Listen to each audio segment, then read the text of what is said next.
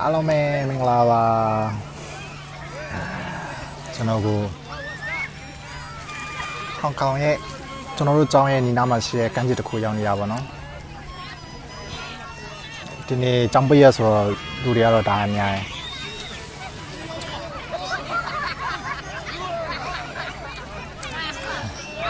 အဓိကကျွန်တော်ဒီဗီဒီယိုလေးဖွင့်လိုက်ရတာကျွန်တော်ဘာကြောင့်ဟောင်ကောင်ကိုရောက်လာရဲဆိုရဲအချက်ကိုပြပြချင်လို့ပေါ့နော်ဆိုတော့တော်များနေကြတယ်ကျွန်တော်ပြေးသွားရလဲပေါ့ဆိုတော့ဟောင်ကောင်သွားတာပေါ့ဟောင်ကောင်ဘာတလက်တာလဲပေါ့ဆိုတော့တော်များကျွန်တော်မေးကြတဲ့အချက်တွေရှိရအရင်ဆုံးအခြေခံအချက်လေးရရင်တစ်ဆင့်ပြပြသွားပြီးတော့ကျွန်တော်ဘာကြောင့်လာလဲဆိုတဲ့အကြောင်းအရာလေးလည်းညှဝေသွားချင်တယ်ပေါ့နော်ဆိုတော့အရင်ဆုံးကျွန်တော်ဝေးရောက်နေတာတော့ဟောင်ကောင်ပေါ့နော်ဆိုတော့ဘာလို့ဟောင်ကောင်ရောက်လာလဲဆိုတော့ကျွန်တော် exchange program နဲ့ရောက်လာတာပါကျွန်တော် summer school exchange program ပေါ့နော်ကျွန်တော်တို့ကျောင်းနဲ့ဒီ EDUHK နဲ့သူတို့ကျောင်းသားမှာကျောင်းသားပေါ့နော်ဒီ summer school exchange program နဲ့ကျွန်တော်ရောက်လာတယ်ဆိုတော့ဘာကြောင့်ဒီ program ရွေးချယ်ပြတာလဲဆိုတော့အရေးကြီးဆုံးနံပါတ်1တစ်ချက်ကကျောင်းလာကနဲ့အဆောင်လာကကျွန်တော်တို့ပြေးစားမလို့ပေါ့နော်သူတို့ကျောင်းသားရဲ့ agreement ထဲမှာပါတယ်ထဲမှာကျွန်တော်တို့ကဒီကျောင်းလာကနဲ့ exchange ကျောင်းလာကနဲ့အဆောင်လာကကိုသူတို့ထောက်ပံ့ပေးမယ်ဆိုတာမျိုးရှိရယ်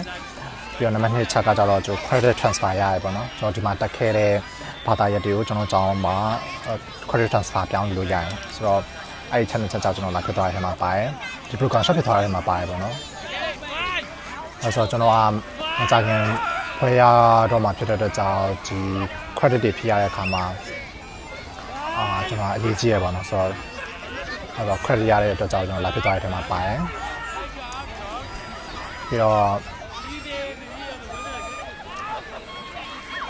ကျွန်တော်လာတဲ့တက္ကသိုလ်ကတော့ EDUHK ပါနော်ဒါ Education University of Hong Kong ပေါ့ပြောမယ်ဆိုကျွန်တော်တို့ပညာရေးတက္ကသိုလ်ပေါ့နော်မြန်မာလို့ဆိုရင်ကျွန်တော်ဒီမှာအထူးပြုယူရတာတော့ကျွန်တော် IT ကိုမှ technology ကိုမှ education နဲ့ပေါင်းစပ်တာပါနော်ဆိုတော့ဆိုရင်ကျွန်တော်ဒီမှာယူထားတဲ့ subject တစ်ခုကတော့ deep learning for computer vision and education ပေါ့နော်ကျွန်တော်ဒီ deep learning model တွေကို CV ဒီကတော့ vision ဘက်မှာအဓိကသုံးတာပေါ့နော်အဲ့ဒါကိုမှ plus education မှာဘယ်လိုသုံးချမလဲဆိုတဲ့ပိုင်းကိုအဓိကလာတာပေါ့ဆိုတော့ဘာလို့လဲဆိုတော့ဒီကျွန်တော်လာတဲ့အကြောင်းကကျွန်တော်ပြောတဲ့ education university ဖြစ်တာလည်းပါဆိုတော့ဘာသာရပ်တွေအကုန်လုံးက education focus ပေါ့နော်ဆိုတော့ပုံမှန်ဖြစ်ကျွန်တော်တို့ဒီ final year ရောက်သွားတဲ့ခါမှာတော့ဒီလို exchange program နဲ့ဒါမှမဟုတ်ဒီ summer school ကို winter school ကိုတိတ်မသွားကြတော့ဘူးเนาะအဲ့ဆိုကျွန်တော်ဘာလို့လာခဲ့တာလဲပေါ့ဆိုရဲဟာကိုပြန်ပြောလို့ရှင်ကျွန်တော်အရင်တည်းကပေါ့နော်ကျွန်တော်ဒီ semester exchange ကိုသွားကျင်ခဲ့ပေမဲ့ကျွန်တော်ရဲ့ဘက်ကဖြေရမှာနဲ့ဒီဖွေရဖို့အတွက်လိုအပ်တဲ့ credit တွေနဲ့ဘာညာနဲ့အဲ့လိုမျိုးတွေနဲ့ကျွန်တော်အခွင့်မရခဲ့ဘူးပေါ့နော်အဲ့လိုနဲ့ကျွန်တော်ဒီ summer school ကနောက်ဆုံးအခွင့်အရေးပေါ့ဘာလို့ဆိုတော့ကျွန်တော်တို့ကဒီ semester exchange ကသွားဖို့ဆိုရင်တနစ်ကြိုရှောက်ရတာကိုပြောမှဆိုရင်ဒီ2026 second semester ကိုသွားခြင်းလဲဆိုလို့ရှိရင်ကျွန်တော်က2025 second semester တွေကရှောက်ရတာဖြစ်တဲ့အတွက်ကြောင့်ဘူးမှရှောက်လို့ရှိရင်ကျွန်တော်နောက်နှစ်မှသွားမယ်ဖြစ်သွားတဲ့အခါကျတော့ကျွန်တော်ရှောက်လို့မရတော့ဘူးဆိုတော့ကျွန်တော်အနေနဲ့ဒီ summer school ကနောက်ဆုံးခွင့်ရဖြစ်တဲ့အခါမှာငကိုတွေကလည်းသွားခြင်းလဲဆိုတော့ဆန္ဒလည်းရှိတော့အားနဲ့ဒီရှောက်ပြလိုက်တဲ့အခါမှာပါတယ်ဆိုတော့ဒါကတော့အဓိကအကြောင်းရင်းတော့မဟုတ်သေးဘူးเนาะအဲဆိုအဓိကအကြောင်းရင်းကျွန်တော်ဟောင်ကောင်လာခြင်းနဲ့အဓိကအကြောင်းရင်းကတော့တုံးချက်ရှိရပေါ့နော်ပထမဆုံးတစ်ချက်ကကျွန်တော်ကိုရီးယားနိုင်ငံထွက်သွားခြင်းနဲ့ဆိုတဲ့အတွေ့ပေါ့နော်အဲ့ဒါကနံပါတ်1ချက်ဖြစ်တယ်ဘာလို့လဲဆိုတော့ကျွန်တော်ကိုရီးယားမှာနေလာတာနှစ်ကြာလာတဲ့အခါမှာကျွန်တော်ရဲ့အရာအားလုံးကကိုရီးယားရဲ့စနစ်ရဲ့လွှမ်းမိုးမှုကိုခံလိုက်ရတယ်ပေါ့နော်ဒါလည်းကျွန်တော်ကိုယ်တိုင်ကအစားရလည်းမှားတာလည်းဖြစ်နိုင်တယ်လို့ပေါ့နော်ဒါမဲ့လည်းမတက်နိုင်ဘူးကျွန်တော်အဲ့လိုဖြစ်သွားတယ်ကျွန်တော်ကာကြီးနဲ့အတူစာလေးလာကာကြီးနဲ့အတူအတူလာလုပ်တဲ့အခါမှာကျွန်တော်ရဲ့အတွေ့ကိုလည်းကာကြီးလိုပဲတွေ့စာအရာအားလုံးကကျွန်တော်ကာကြီးလိုပဲဖြစ်မှုလိုက်တဲ့အခါမှာကျွန်တော်ကသူတို့ society ရောက်သွားတဲ့အခါမှာစသဖြင့်ပေါ့နော်ကျွန်တော်ပြင်ပန်းလာတယ်peer pressure ကြီးလည်းရလာတယ်မှာပါတယ် အရာအလုံးอ่ะပေါ့နော်ပြင်ပန်းလာပြီးတော့ကျွန်တော်ကပတ်ဝန်းကျင်ကိုမြင်တဲ့အခါမှာအကုန်လုံးက negative thinking ဖြစ်လာရပေါ့နော် negative အရာလုံးမကောင်းမြင်လာရ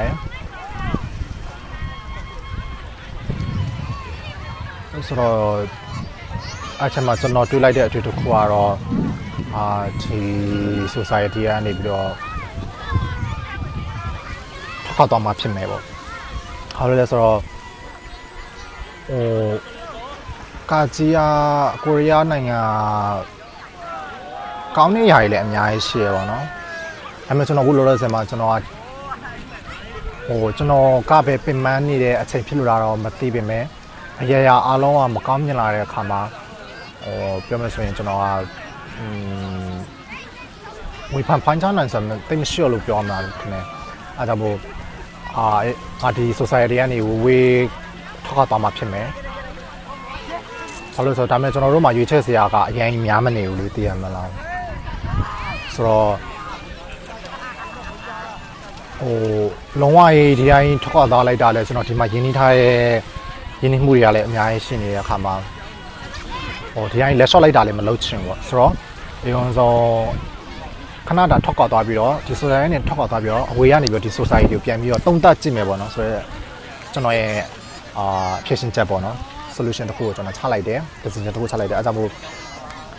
ကျွန်တော်အဝေးကနေတစ်ဆင့်ငါရဲ့ကျွန်တော်ရဲ့ဒီကိုရီးယားမှာရှိတဲ့ lifestyle ကိုပြန်ကြည့်မယ်ပြန်ကြည့်ပြီးတော့ဘယ်လိုနေလဲဆိုတော့ပြန်ပြီးတော့ဝေဖန်ပိုင်းချမယ်ဆိုပြီးတော့စဉ်းစားလိုက်တယ်အဲကြောင့်မို့ကျွန်တော်ကိုရီးယားနေထွက်သွားခြင်းနဲ့ဆိုပြီးတော့အတွေ့ကိုဖြစ်နေတဲ့အချိန်မှာကျွန်တော်ဒီအခွင့်အရေးကိုရလိုက်တာဖြစ်တယ်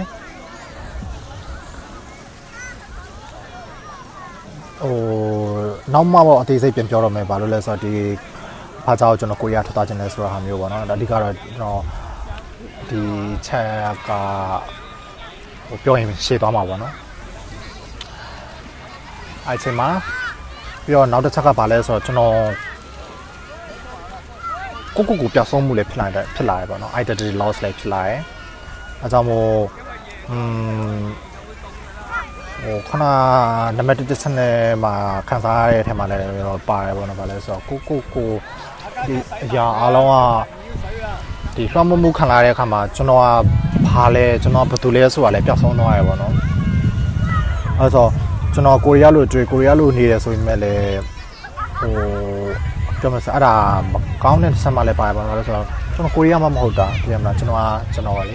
ဆိုတော့ခါမှာကျွန်တော်ဆိုရဲအဲ့ဒါကြီးပျောက်သွားတဲ့ identity ပျောက်သွားတယ်ပေါ့နော်ပျောက်သွားတဲ့ခါမှာငါပြန်ရှာဖွေရမယ်ဆိုရဲအတွေ့လည်းဝင်လာတာပါတယ်ဆိုတော့ဒီ society မှာပဲနေလို့ရှိရင်ကျွန်တော်ဒီလိုပဲပြုမှုနေထိုင်ဖြစ်နေမယ်ဆိုတာမျိုးသိတဲ့အတွက်ကြောင့်ခဏတာဒီ society တဲ့ဝေးတဲ့နေရာမှာဆိုရင်တခြားနိုင်ငံတစ်ခုမှနေကြည့်တဲ့အခါမှာငါဘယ်လိုအားရဲ့အချင်းစီကဘယ်လိုကျွန်တော်ရဲ့မူလပုံစံကိုပြန်ပြီးရှာဖွေလို့ရနိုင်မယ်လို့ထင်တယ်ပေါ့နော်အားနဲ့လည်းပါတော့ခဏဒီကိုရီးယားနိုင်ငံထွက်သွားခြင်းတဲ့ထဲအားမှာလည်းဒီအချက်ကလည်းပါရပေါ့နော်ပြောမှဆိုရင်အကုန်လုံးကစုပြုံသွားတယ်လို့ဖြစ်သွားရဲပေါ့နော်ကျွန်တော်အပြင်မလာတာလည်းပါတယ်အဲ့ချက်မှာဒီကိုရီးယား society က negative တွေပဲမြင်လာတယ်ပြီးတော့ကျွန်တော်ပျောက်ဆုံးလာတယ်ပြီးတော့ကိုရီးယား society ကလည်းကောက်မှုတွေခံရတယ်ဆိုတော့အကုန်လုံးပေါင်းသွားတဲ့အခါမှာဆိုတော့ကျွန်တော်ကဘာကိုဘယ်လိုလုပ်မလဲဆိုတာအဖြေမထုတ်တတ်တော့အဲ့တော့အဖြေမထုတ်တတ်တဲ့အခါမှာတခုချိန်မှာအဖြေထုတ်ဖို့ကြိုးစားနေရင်လည်းမှန်ကန်တဲ့အဖြေကထွက်လာမလားဆိုတော့မသိနိုင်ဘူးပေါ့နော်အဲ့ဒါနဲ့ကျွန်တော်ကခဏတာထွက်ခွာသွားလိုက်တာထွက်ခွာပြီးတော့ကိုပြန်ပြီးတော့စဉ်းစားမဲ့အချိန်ယူလိုက်တာအဆင်ပြေဆုံးပဲလို့မြင်နေပေါ့နော်အနားယူလိုက်တာလည်းကောင်းနေဆိုရဲဟာနဲ့ကျွန်တော်ကဟောင်ကောင်ကိုအနားယူဖို့ထွက်လာရဲဆိုတာလေအနားယူဖို့ထွက်လာတာပေါ့နော်နောက်ဆုံးချက်နေတယ်ပေါ့နော်နောက်ဆုံးချက်နေရတော့ကျွန်တော်ဟောင်ကောင်ရဲ့ယဉ်ကျေးမှုနဲ့ချင်းတွေကိုလေ့လာချင်တာလည်းပါတယ်ပေါ့နော်ဘာလို့လဲဆိုတော့ကျွန်တော်ဒီ graduate school တော့စဉ်းစားထားတဲ့နေရာမှာပါတော့ graduate school ကိုကျွန်တော်ကိုရီးယားမှာတက်မလားဒါမှမဟုတ်တခြားနိုင်ငံမှာတက်မလားစဉ်းစားတဲ့အခါမှာကျွန်တော်ခြားနိုင်ငံဆိုပြင်နိုင်ငံသွားမလဲပေါ့ဆိုတော့ဒီမှာကျွန်တော်ရဲ့ list ထဲမှာပါတဲ့ထဲကနိုင်ငံတော့ဟောင်ကောင်ပေါ့နော်ဆိုတော့ဒါပေမဲ့လည်း ဟိုဘာမှမသိဘဲနဲ့သွားလာရတဲ့ဆိုင်ဒီကိုရောက်ဘူးလေးလာဘူးပြီးတော့ဟိုဒီနိုင်ငံရဲ့အခြေအနေကိုသိပြီးတော့မှသွားတဲ့ခါကျရင်တော့ပိုစပီမဲလို့မြင်တဲ့အတွက်ကြောင့်ဆိုတော့ဟောင်းတော့ပူးခြင်းတယ်ပေါ့နော်ဆိုတော့ဒီလာပြီးတော့တွေ့ရတီဦးတို့ပတ်ဝန်းကျင်အခြေအနေ social culture ဟိုအစားအသောက်ထားရဘယ်လိုနေလဲဆိုတော့ရင်နိုင်ပြီးလေးလာလိုက်တဲ့ပုံစံမျိုးလေးဖြစ်တာပေါ့နော်အဲ့တော့လေးလာပြီးတဲ့အခါမှာဒီမှာ Photo study ဒီမှာဆက်ပြီးတော့ကြောင်းတက်ချင်လားမတက်ချင်လားပြင်ဆုံးဖြတ်လို့ရပါဘူး stress ပုံစံမျိုးဖြစ်သွားမရောက်ဘူးပဲနဲ့ဆိုလို့ရှိရင် internet ကနေပဲကြည့်နေဆိုလို့ရှိရင်ဟိုထိုင်တင်လာဒီလေလိုင်းပေါ်စကားတွေပဲကြားနေရမှာကိုယ်တိုင်ကြုံတွေ့ရမှာမဟုတ်တော့အဲ့ဆိုလာလိုက်တဲ့ခါကျတော့ကိုယ်တိုင်ကြုံတွေ့လိုက်ရတဲ့ခါမှာတခြားသူရဲ့စကားမဟုတ်ဘဲနဲ့ကိုယ့်ရဲ့အမြင်ကိုယ့်ရဲ့အတွေးနဲ့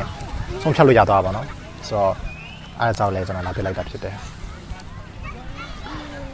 ဆိုတော့အချင်းချုပ်ကိုအချင်းပြချောင်းရရင်နံပါတ်1ချက်ကတော့ကျွန်တော်ကိုရီးယားနိုင်ငံကနေထွက်လာခြင်းတယ်နံပါတ်2ချက်ကတော့ဟိုကိုပြန်လဲရှာဖွေခြင်းတယ်နံပါတ်3ချက်ကတော့ဒီဟောင်ကောင်လေးလာခြင်းတယ်ပေါ့နော်ဆိုတော့ဒီကြောင့်အချက်3ချက်နဲ့ကျွန်တော်ဒီဟောင်ကောင်ရောက်လာ